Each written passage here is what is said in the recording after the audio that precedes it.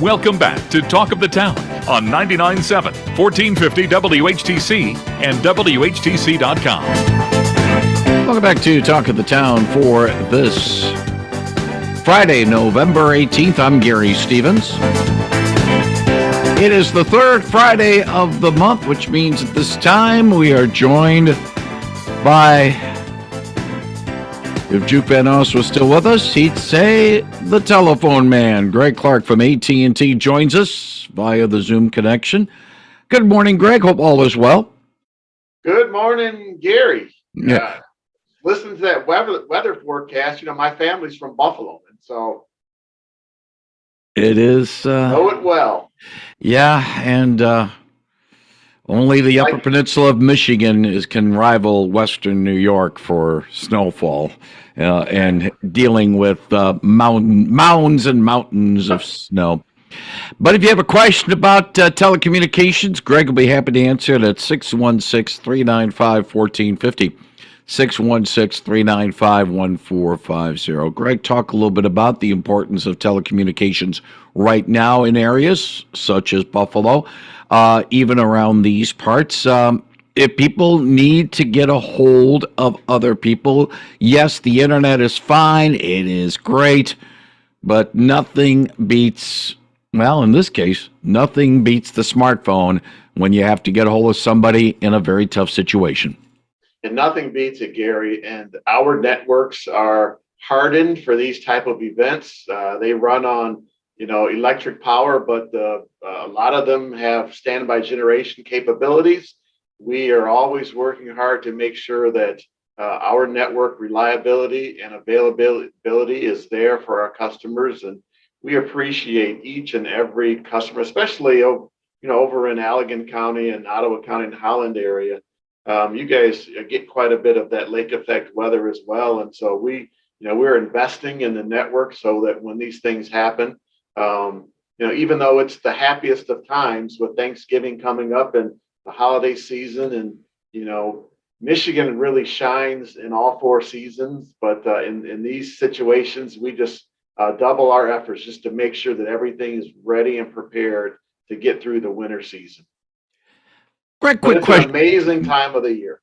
Quick question, Greg. Speaking about reliability with the cell phone service, with the type of service, it's been, I want to say, at least 2 years since the 5G rolled out on a wide scale.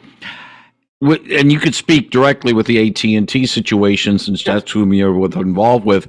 How much of the 5G network is now available of the entire network? Is it completely 5G yet, or is it still in increments? It is still in increments, but it is by and large widely across the spectrum of our customer base. It's running on different radio wavelengths and spectrum megahertz capabilities, and it's growing well. Customers like it. It's adding capacity. It's allowing customers faster connections. It's shown in our service results. We added about 700,000 new wireless customers in the third quarter of this year. And so folks love their communications. It's a resilient relationship that we have with customers. And so it's there. And it's working well.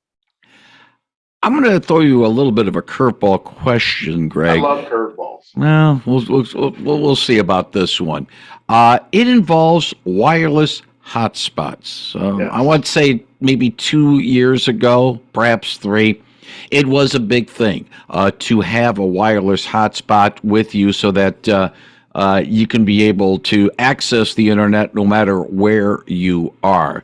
With more and more smartphones having the capability of being a wireless hotspot and having that capability, has that just plain hotspot industry, hotspot only purpose, has that started to die down a little bit? Not really.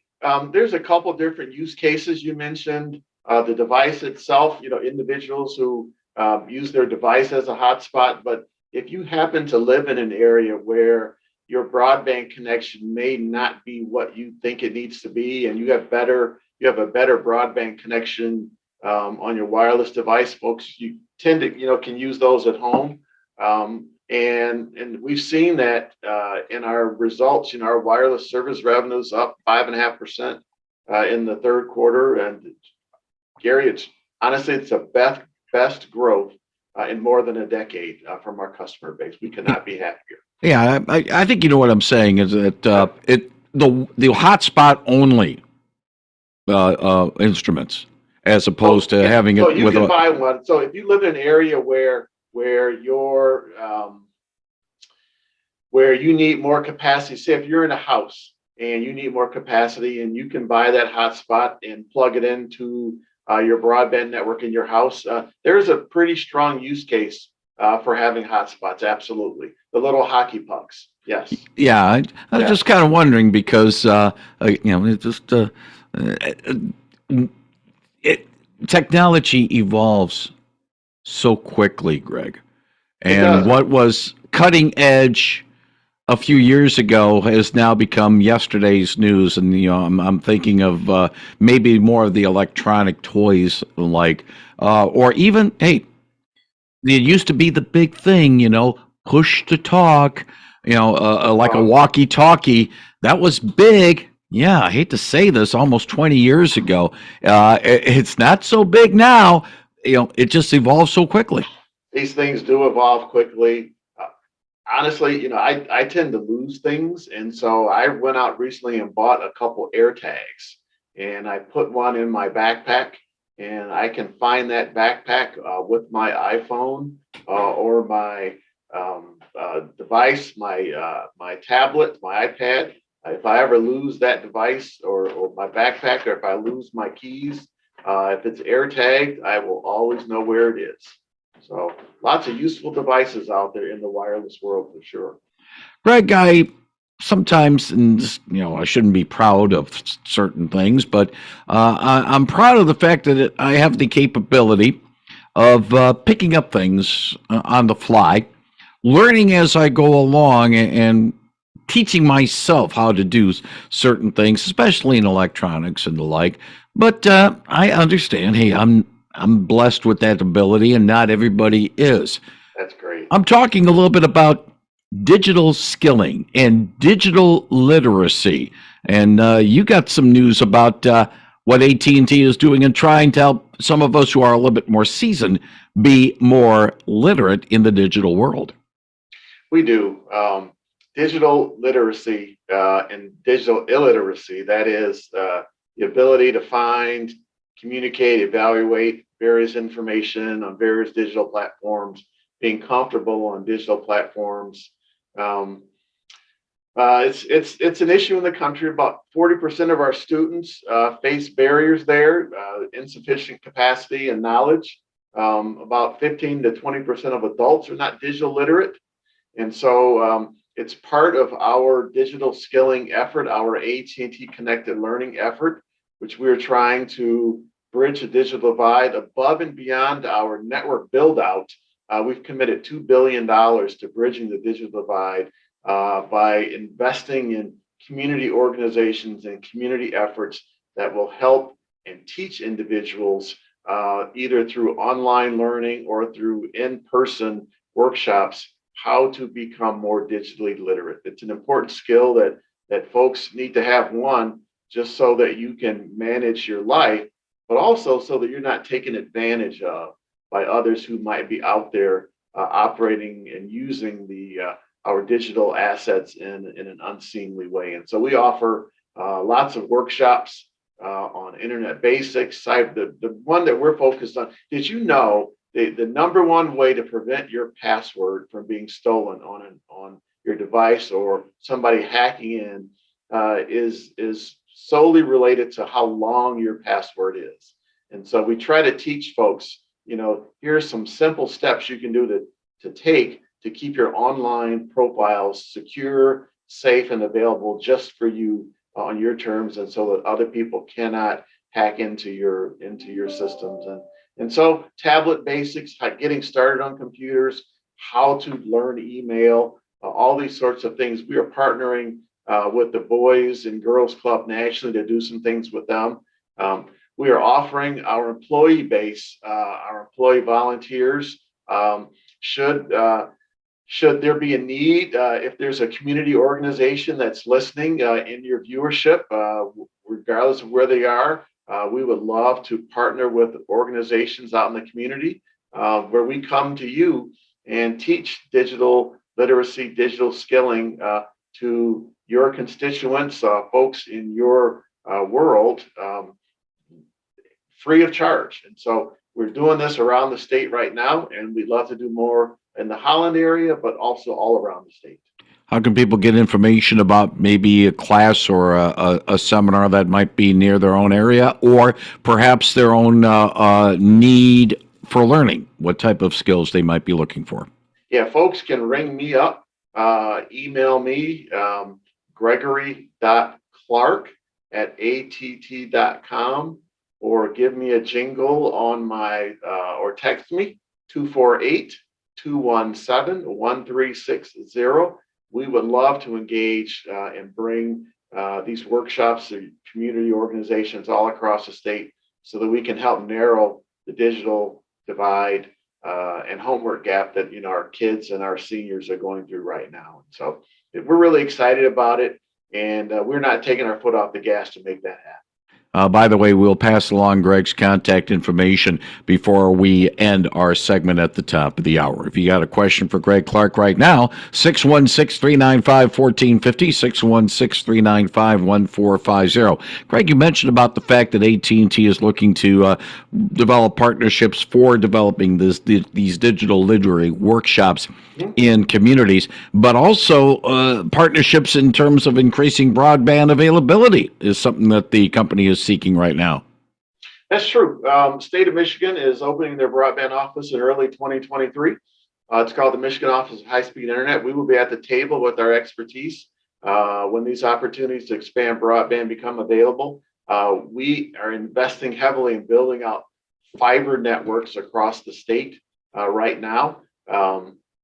And we are focused and aggressively pursuing public-private partnerships to increase broadband availability. Our folks, our technicians, quite honestly, are the best in the business.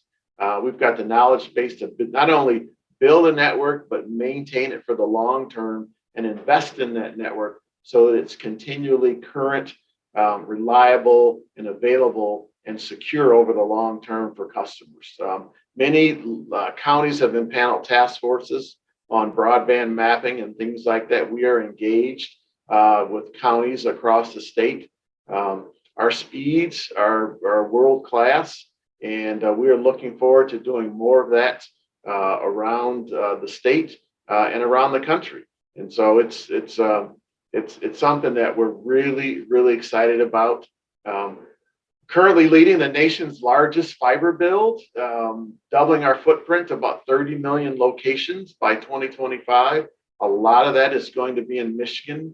Michigan has one of AT&T's biggest fiber builds in the country. Lots of money coming into the state, and they're affordable rates, multi-gig speeds. We've got special solutions for income limited households, and we look to do more in that world as well. Fiber is future proof, and our customers that have it love it. There's lots of deals out on our website right now for folks can go check that out and put their address in and see what's available. And we are looking forward to increasing that footprint as we go through the year as well. Good morning. You're on the line with Greg Clark of AT&T. Greg, this is Larry calling.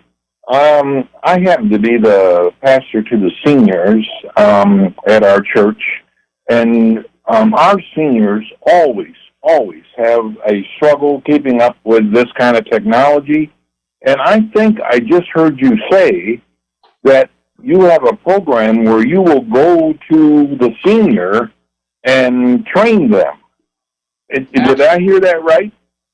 You did. I am so glad you called. I love hearing from listeners and love building these relationships, encouraging this dialogue, answering these questions. I would love to talk to you, sir, more about that and how we can figure something out and do something either at your location or a location near you, and make a difference for folks in your neighborhood and in your community. Absolutely. So how do we go about having more discussion with you? I would say give me a call once the show is over on 248-217-1360, and we will figure something out. This is so All exciting. right. Thank you very much. I will call you if I call you 5 minutes after the program ends. Is that okay? That is perfect. Yes, sir. All right. I will do it. Thank you. Thank you very much for the call. Again, that number for Greg Clark, and he'll be happy to text back with you or talk with you. It's 248-217-1360. Gary, that made my day right there. I'm so happy about that. Okay. I'm glad to be able to be of service to you, Greg, as we are of service to our listeners. Maybe it's a month early to be asking this question, Greg, and I like to have done this when I like to do this when Ruth Goddard was with us before her retirement. But I'll do it right now. Yes. What do you see, if you can, through a crystal ball, where this industry is going to go in 2023? Well, that's a good question. It is highly competitive. I think you'll see more people adopting fiber. I think you'll see more use cases with 5G and wireless. We'll see more public safety applications on FirstNet. We'll see leveraging of technology to continue to improve public safety on a personal level. 2 days ago, I was almost the victim of a distracted driving situation. And so we're constantly reminding people, don't text and drive, put your device down. There will be increasing amount of technology in your devices and in your car to help yourself stay safe while you're on the move in your vehicles and keep your family safe there. And so technology will continue to simplify your life. It will help make your home more easier to manage. It will help keep the public safer. And these increasing speeds that fiber is going to bring from telemedicine, the things that we just scratched the surface on during the pandemic with the telemedicine applications, those are going to become more and more normalized, where a mom or a dad can use a device and attach the tongue depressor or the ear device or the nose device and be able to show those things to the pediatrician with their child without going into the doctor's office. And so it's going to enable a number of groundbreaking technologies that will improve efficiency, reduce costs, and improve outcomes for all of our citizens around the country. And one final thing, obviously AT&T is in a competitive situation with Verizon and with T-Mobile for the cellular business, the telecommunications business. We've seen a shakedown over the last few years as another number of companies have been absorbed by now these three. Do you have a sense that we're going to be having these three with us for quite a while now? These three are going to be here for a while. It's a very competitive world. Folks are competing on quality. I don't know that you'll see much pricing differentiation. You will see lots of service differentiation. And I'll tell you, we are winning customers from the competition. Our subscriber additions, our network investments are attracting more customers.